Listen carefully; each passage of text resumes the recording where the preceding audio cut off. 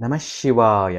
ಸಾಮಾನ್ಯವಾಗಿ ನೀವು ನೋಡಿರ್ತೀರಾ, ಎತ್ತರದ ಸ್ಥಳಗಳಲ್ಲಿ ಬೆಟ್ಟಗಳ ಮೇಲಿರುವಂಥ ದೇವಸ್ಥಾನಗಳು ತುಂಬ ಜನಪ್ರಿಯವಾಗಿರ್ತವೆ, ಹಾಗೆ ಶಕ್ತಿಯ ಕೇಂದ್ರಗಳಾಗಿರ್ತವೆ. ಇದು ಯಾಕೆ ಅಂತ ಏನಾದರೂ ಯೋಚಿಸಿದ್ದೀರಾ? ಈ ವಿಡಿಯೋದಲ್ಲಿ ಯಾಕೆ ಎತ್ತರದ ಸ್ಥಳಗಳಿರುವಂಥ ದೇವಸ್ಥಾನಗಳು ಮತ್ತು ಬೆಟ್ಟದ ಮೇಲಿರುವಂಥ ದೇವಸ್ಥಾನಗಳು ಜನಪ್ರಿಯತೆ ಮತ್ತು ಶಕ್ತಿಯನ್ನು ಪಡ್ಕೊಂಡಿರುತ್ತೆ ಅನ್ನೋದನ್ನ ನಾನು ತಿಳಿಸ್ಕೊಡ್ತೇನೆ. ಈಗ ಉದಾಹರಣೆಗೆ ನೀವೇ ನೋಡಿ, ದಕ್ಷಿಣ ಭಾರತದಲ್ಲಿ ತಿರುಪತಿಯ ತಿರುಮಲ, ಶಬರಿಮಲೆ ಸ್ವಾಮಿ ಶರಣಮಯ್ಯಪ್ಪ, ಹಾಗೆ ಶ್ರೀಶೈಲ ಮಲ್ಲಿಕಾರ್ಜುನ, ತಿರುವಣ್ಣಾಮಲೈ ಅರುಣಾಚಲೇಶ್ವರ, ಹಾಗೆ ಉತ್ತರ ಭಾರತ ತಗೊಂಡ್ರೆ ಬದ್ರಿನಾಥ್, ಕೇದಾರ್ನಾಥ್, ವೈಷ್ಣೋದೇವಿ, ಕೈಲಾಸ ಮಾನಸರೋವರ, ಹೀಗೆ ಉದಾಹರಣೆ ಕೊಡ್ತಾ ಹೋದರೆ ನೂರಾರು ದೇವಸ್ಥಾನಗಳು ಬೆಟ್ಟದ ಮೇಲೆ ವಿಶೇಷವಾದ ಎತ್ತರ ಸ್ಥಳದಲ್ಲಿ ಇರೋವಂಥ ದೇವಸ್ಥಾನಗಳು ಹೆಚ್ಚು ಜನಪ್ರಿಯತೆಯನ್ನು ಪಡ್ಕೊಂಡಿವೆ. ಹಾಗೆ ಹೆಚ್ಚು ಶಕ್ತಿಯುತವಾಗಿ ಭಕ್ತರ ಕಷ್ಟಗಳನ್ನ ಬೇಗ ಪರಿಹರಿಸ್ತವೆ. ಹಾಗೆ ಭಕ್ತರು ಜಾಸ್ತಿ ಹೆಚ್ಚೆಚ್ಚು ಅಲ್ಲಿ ಆಕರ್ಷಿತರಾಗ್ತಾರೆ, ಹೆಚ್ಚೆಚ್ಚು ಅಲ್ಲಿ ಹೋಗ್ತಾರೆ.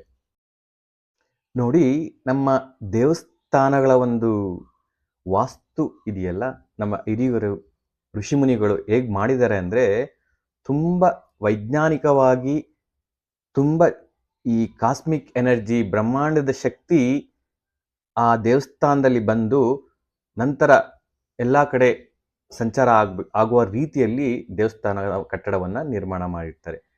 ಹೇಗೆ ಅಂತ ಹೇಳಿದರೆ, ದೇವಸ್ಥಾನದ ಗೋಪುರ ಕಳಶ ಇರುತ್ತಲ್ಲ, ಅದನ್ನು ತಾಮ್ರದಲ್ಲಿರುತ್ತೆ, ಇಲ್ಲ ಚಿನ್ನದಲ್ಲಿ ಮಾಡಿರ್ತಾರೆ, ಇಲ್ಲ ಬ್ರಾಸಲ್ಲಿ ಮಾಡಿರ್ತಾರೆ. ಆ ಕಳಸದ ಮುಖಾಂತರ ಬ್ರಹ್ಮಾಂಡದ ಶಕ್ತಿ, ಭಗವತ್ ಶಕ್ತಿಯು ಆ ಕಳಸದ ಮುಖಾಂತರ ಗರ್ಭಗುಡಿಯನ್ನು ಪ್ರವೇಶಿಸಿ, ಆ ಗರ್ಭಗುಡಿಯಿಂದ ವಿಗ್ರಹಕ್ಕೆ ಪ್ರವೇಶಿಸಿ, ವಿಗ್ರಹದಿಂದ ಬರುವಂಥ ಭಕ್ತಾದಿಗಳಿಗೆ ಆ ದೇವಸ್ಥಾನದ ಸ್ಥಳದೆಲ್ಲ ಸಂಚಾರ ಮಾಡಿ ಪ್ರಸರಿಸಿ ಆ ಒಂದು ಎನರ್ಜಿಯನ್ನು ರಿಫ್ಲೆಕ್ಟ್ ಮಾಡುತ್ತೆ. ಆಗ ಅಲ್ಲಿ ಬರುವಂಥ ಪ್ರತಿಯೊಂದು ಭಕ್ತರ ಕಷ್ಟಗಳನ್ನ ದೇವರು ಹೇಗೆ ಪರಿಹರಿಸ್ತಾರೆ ಅಂದರೆ, ಯಾವ ಎನರ್ಜಿ ಡಿಫಿಷಿಯನ್ಸಿ ನಮ್ಮ ಮನುಷ್ಯರಿಗಿರುತ್ತೆ, ಮಾನವರಿಗಿರುತ್ತೆ, ಆ ಒಂದು ಎನರ್ಜಿಯನ್ನು ಆ ದೇವಸ್ಥಾನಕ್ಕೆ ಹೋದಾಗ ಪಡ್ಕೊಂಡಾಗ ಅವರಿಗೆ ಏನೋ ಒಂದು ವಿಶೇಷವಾದ ಶಕ್ತಿ ಬರುತ್ತೆ, ಏನೇ ಬಂದರೂ ಎದುರಿಸುವಂಥ ಶಕ್ತಿ ಬರುತ್ತೆ. ಹಾಗಾಗಿ ಅವರ ಸಮಸ್ಯೆಗಳು ದೇವಸ್ಥಾನಕ್ಕೆ ಹೋಗ್ತಾ ಬರ್ತಾ ಇದ್ರೆ ಕೆಲವೇ ದಿನಗಳಲ್ಲಿ ಕಣ್ಮರೆ ಆಗ್ತವೆ. ಇದು ನಮ್ಮ ಒಂದು ವೈಜ್ಞಾನಿಕವಾದ ಒಂದು ಕಾರಣ. ದೇವಸ್ಥಾನಗಳಿಗೆ ಹೋಗಿ ಬರೋದ್ರಿಂದ ನಮಗೆ ಒಂದು ಪಾಸಿಟಿವ್ ಎನರ್ಜಿ ಬಂದು, ಭಗವತ್ ಶಕ್ತಿ ಬಂದು ನಮ್ಮ ಪ್ರಾಬ್ಲಮ್ ಎಲ್ಲ ಸಾಲ್ವ್ ಆಗೋದು ಈ ರೀತಿಯಾಗಿ ಸಾಲ್ವ್ ಆಗ್ತವೆ. ಹಾಗೆ ಬೆಟ್ಟದ ಮೇಲೇನೆ, ಯಾಕೆ ಅಂತ ಹೇಳಿದರೆ, ಬೆಟ್ಟದ ಮೇಲೆ ಈ ಎನರ್ಜಿ ಡಿಸ್ಟರ್ಬೆನ್ಸ್ ಕಡಿಮೆ ಇರುತ್ತೆ.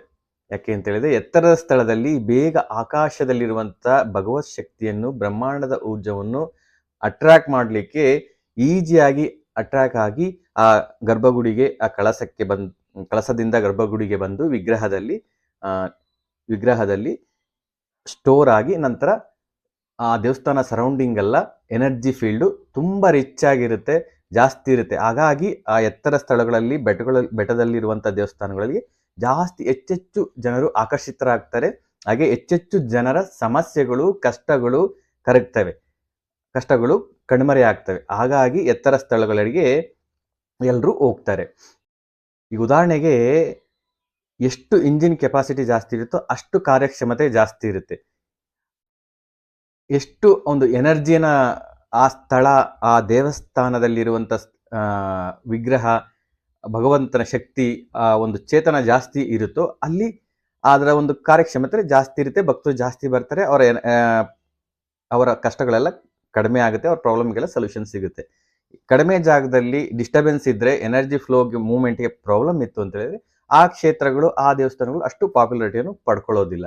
ಇದೇ ಮುಖ್ಯವಾಗಿ ಇರುವಂಥ ಕಾರಣ. ಹಾಗಾಗಿ ಯಾರಿಗೆ ಸಮಸ್ಯೆಗಳಿರುತ್ತೆ, ಕಷ್ಟಗಳಿರುತ್ತೆ, ಆದಷ್ಟು ಈ ಎತ್ತರದ ಸ್ಥಳಗಳಲ್ಲಿ ದೇವಸ್ಥಾನಕ್ಕೆ ಹೋಗಿ ಅಲ್ಲಿ ಒಂದಿನ ಕ್ಷೇತ್ರವಾಸ ಮಾಡಿಕೊಂಡು ಆದಷ್ಟು ಆ ಗರ್ಭಗುಡಿ, ಆ ಪ್ರಾಂಗಣ, ದೇವಸ್ಥಾನದ ಒಂದು ಸರೌಂಡಿಂಗಲ್ಲಿ ನೀವು ಎಷ್ಟು ಟೈಮ್ನ ಸ್ಪೆಂಡ್ ಮಾಡ್ತಿರೋ ಶಾಂತ ರೀತಿಯಲ್ಲಿ, ಮನಸ್ಸನ್ನು ಡಿಸ್ಟರ್ಬೆನ್ಸ್ ಮಾಡಬಾರ್ದು. ಯಾಕೆಂದರೆ ಮನುಷ್ಯನ ಬಾಡಿ ಎಷ್ಟು ಲೈಟ್ ಆಗಿರುತ್ತೆ, ಎಷ್ಟು ಹಗುರವಾಗಿರುತ್ತೆ, ಅಷ್ಟು ಎನರ್ಜಿ ಪಾಸ್ ಆಗಲಿಕ್ಕೆ ಈಸಿ ಆಗುತ್ತೆ. ಹಾಗಾಗಿ ನೀವೆಷ್ಟು ಅಲ್ಲಿ ದೇವಸ್ಥಾನಕ್ಕೆ ಹೋದಾಗ ಎಲ್ಲವನ್ನು ಮರೆತು ತುಂಬ ಹಗುರವಾಗಿ ಭಗವಂತನ ನಾಮಸ್ಮರಣೆಯಲ್ಲಿ ನೀವೇನಾದ್ರು ಇದ್ದಿದ್ದೇ ಆದರೆ ನಿಮಗೆ ಮೊದಲ ಭೇಟಿಯಲ್ಲೇ ನಿಮಗೆ ವಿಶೇಷವಾದ ಅನುಭವ ಆಗುತ್ತೆ. ಒಂದು 20 ನಿಮಿಷ, 20ರಿಂದ 25 ನಿಮಿಷ ನೀವು ಮೌನವಾಗಿ ಕುಳಿತುಕೊಳ್ಳಿ.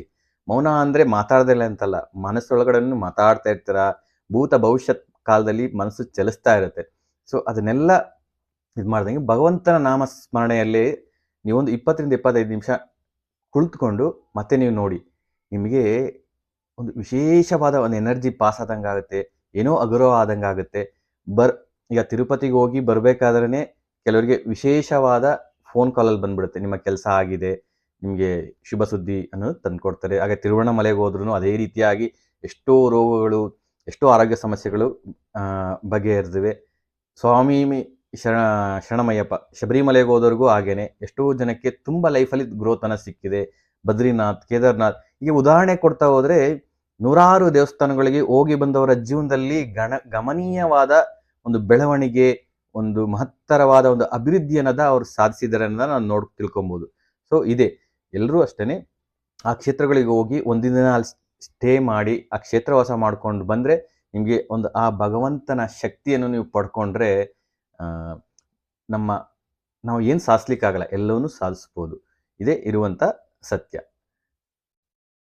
ಧನ್ಯವಾದಗಳು. ಸಾಯಿರಾಮ್.